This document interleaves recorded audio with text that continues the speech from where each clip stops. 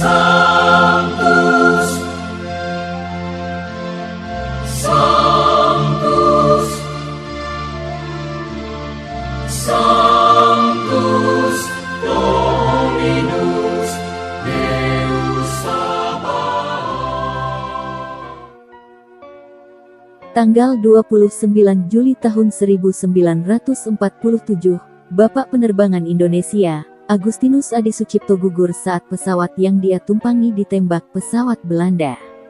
Pesawat Dakota VTCLA yang ditumpangi Agustinus Adi Sucipto ditembak pesawat P-40 Kitty Hawk Belanda di Dusun Pandaian, Kelurahan Bangunharjo, Kecamatan Sewon, Kabupaten Bantul. Dakota VTCLA baru saja kembali membawa bantuan obat-obatan dari Palang Merah Malaya menuju Pangkalan Udara Maguwo. Pesawat Kitty Hawk Belanda menembak secara bertubi-tubi ke arah pesawat Dakota VTCLA. Pesawat yang tersedia untuk Indonesia berkat jasa Biju Patnaik, seorang pengusaha dan pilot dari Orissa, India itu secara otomatis kehilangan ketinggian dan mendarat darurat di selatan kota Yogyakarta. Dakota VTCLA membentur pohon, patah menjadi dua dan terbakar, hanya sebagian ekornya saja yang masih utuh. Semua awak pesawat dan penumpang meninggal dunia kecuali seorang penumpang yang duduk di bagian ekor pesawat.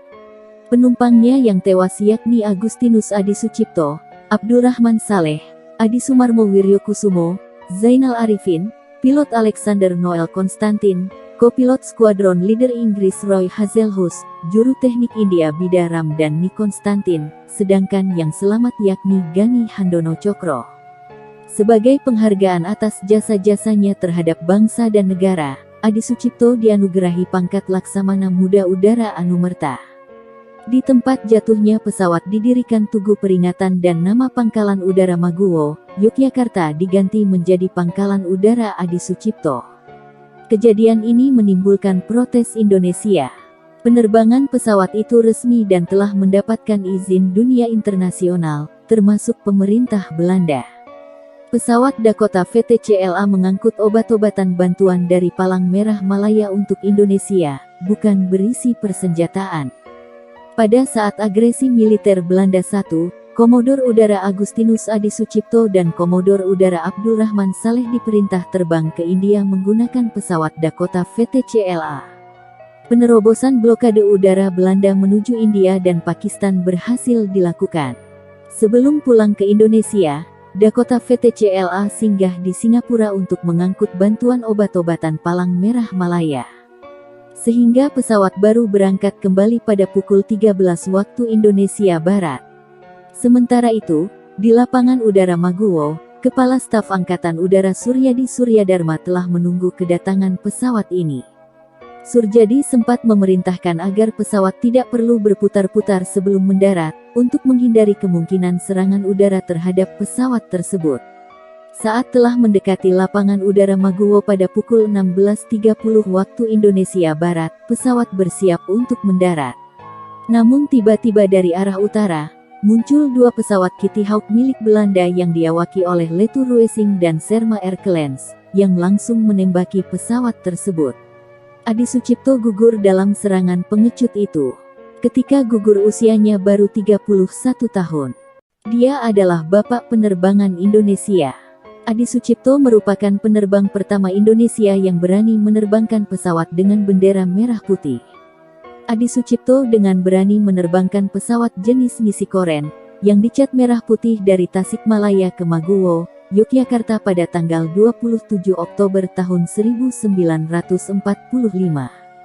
Pesawat bobrok peninggalan Jepang berkelir merah putih itu, sengaja dia terbangkan di sekitar Yogyakarta untuk membakar semangat rakyat Indonesia melawan penjajahan yang masih terjadi di beberapa wilayah. Perintis pendidikan penerbangan. Adi Sucipto lahir tanggal 3 Juli tahun 1916 di Salatiga, Jawa Tengah. Dia merupakan anak pertama dari 4 bersaudara. Sejak lulus dari Mulo, Miruit Gebrit Lager Onderwijs, setingkat SMP, Sucipto berhasrat mengikuti tes penerimaan sekolah penerbangan di Kalijati. Dia menyatakan keinginannya kepada ayahnya, tetapi ayahnya tidak setuju. Begitu juga saat Adi Sucipto lulus dari Al-Gemin Middlebury School AMS bagian B di Semarang pada 1936, Adi Sucipto kembali meminta restu orang tuanya untuk masuk sekolah penerbangan. Namun ayah Adi Sucipto memintanya menjadi seorang dokter dan kuliah di Geneskundige Hoge School, Sekolah Tinggi Kedokteran, di Jakarta.